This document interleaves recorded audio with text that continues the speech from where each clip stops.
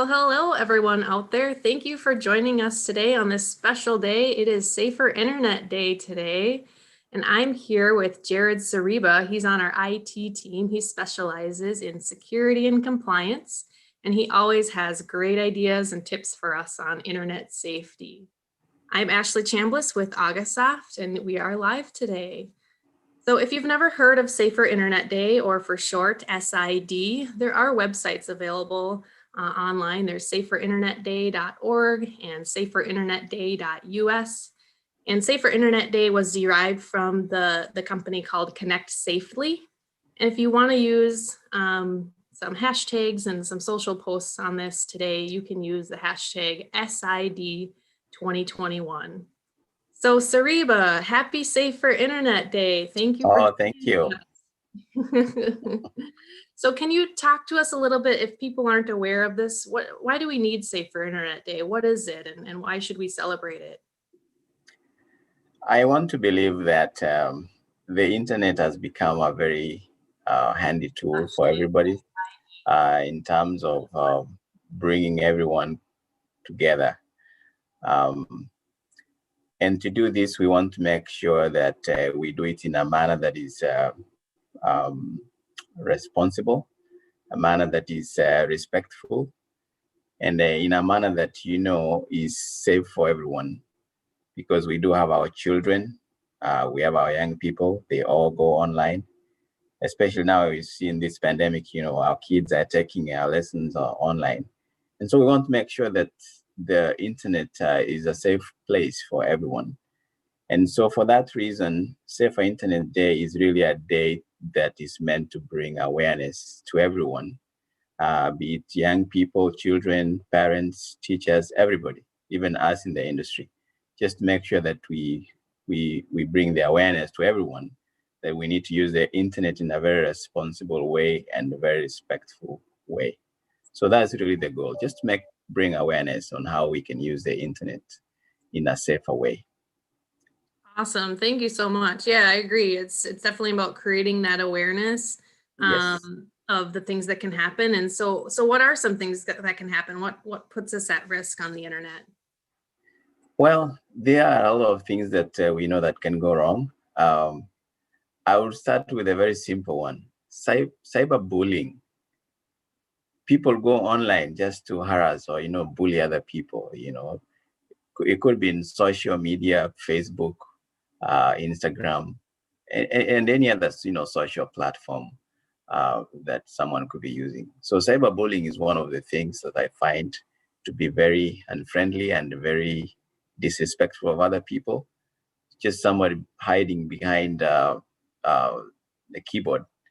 The fact that somebody is not seeing you, and then you write all these things, keep calling people names and all that kind of things, is one way that I have seen, which is not a good thing. That's totally unacceptable. That's one way that the internet is really unsafe.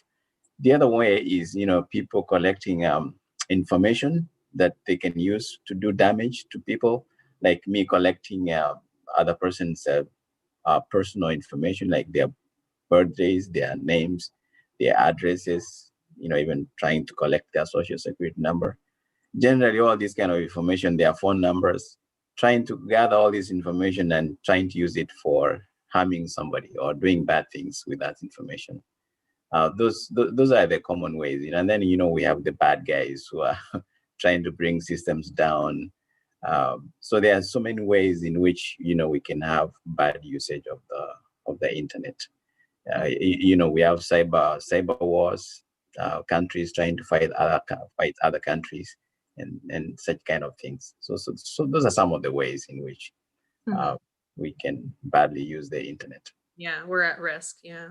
So what can we do? What are some things that we can do in our everyday lives to create a safer internet for everyone?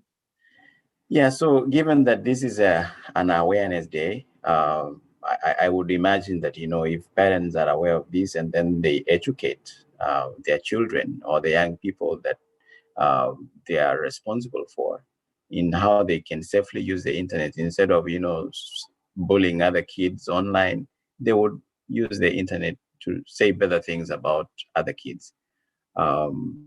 So that awareness of training people on better usage of the internet is key. So that's one way. And then, of course, there are other ways of understanding that there will always be bad people around us. So we want to make sure that how do we protect ourselves from the bad people? Um, Understanding things like social engineering, people trying to trick you into giving information that you're not supposed to give, or tricking you into clicking on links that you're not supposed to click, which eventually, will help the attacker take over your computer. And once they have taken over your computer, they really have taken everything from you in terms of information. So those are some of the things that I will look at in terms of, creating that awareness on how we can protect ourselves. So if it is emails you are receiving, avoid clicking links that have come into your email, because you don't know what those links are meant to achieve. Um, we even have cases of people making scamming phone calls to your phone, um, trying to trick you to give some information that you shouldn't give, or even sending you text messages. So there are all these kinds of ways. So once we are aware, then we can take action. I'm not going to respond to phone calls. I'm not going to reply to texts. I'm not going to click on links that I don't know what they're for. So uh, that's those are some of the few ways that Right. protect It's ourselves. almost like you have to be, every email that comes in, you have to be like thinking about, is this legitimate? We're at that point now where, Correct. how many ever years ago it would have been like, yep, I'm just gonna go click. I'm gonna click. And now Yeah. we've learned that we have to be suspicious of every Yeah. email that comes in, even if it's somebody, like the name is somebody that we know, right? Yes. Yes. Correct. And Well, also, what do we do to mitigate that? Is there anything we can do in terms of seeing an email come in, even if it comes from somebody that we know or appears to come from someone that we know? yes, and that's what happens. What they do, they will send email that seems to come from somebody that you know very well. So the one thing is, check the from address. Is it coming from the address of somebody that you know? Yes. And sometimes that is the case. It will come to you from somebody that you actually know. But then the content, does the content look like something you are discussed, or is it something actually you are expecting to get from that person based on some discussion? So analyze the content, just to be sure that this is the content you talked about and it was a follow-up to what your discussion was. And if there are links in there, be wary of them, because in your discussion you probably would have been told, I'll send you a link to this, but make sure you hover your mouse over the link to kind of try to see where that link is going. If it's not going to pointing to an address that you're anticipating to receive, then I would suggest you avoid clicking on those. Yeah, any special considerations for the higher ed industry or our customers and our Yeah, definitely. So in this era, I assume that most of our customers are working from home, and working from home has become a target for uh, for the bad guys. So really, want to make sure is, if you're working from home, try to access the company information using VPN connections. Just make sure every connection is encrypted. That way, you're not leaking.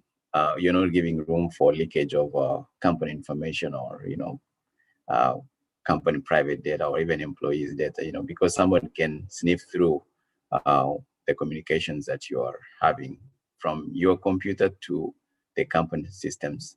So usage of VPN connections is key when working from home. And then be wary of, deals that people will be sending to your emails, things trying to make you um, feel like, oh, this is such a good thing, and trying to click on links like we've said before, because those can, take up your company um, computer systems. So I would say, if I'm working from home and I'm using a company asset, I would use it for company work and not for my personal things. And then I would prefer, using my personal computer for my personal things. Mhm. And at home, there are many people. There's children at home. There's many other people at home, could be. So I'll make sure, my company information is for me only and not anybody else in my household. If I'm away from my computer, I just lock my computer just to make Yeah, sure and that, it's a yeah, great reminder for people to kind of keep up with and even talk to their IT department about what are the rules and yeah, regulations in their institution and how their IT manages things, and just making sure everyone correct. they're Yeah, following. yeah. There are those policies. I would say, listen to IT company policies and try to follow those. Yeah. Yeah, Well, thank you so much, Jared Sariba. Thank you for joining us, better known as Sariba, today. yeah. And you always have such great tips and information for us. And thank you all for joining us today.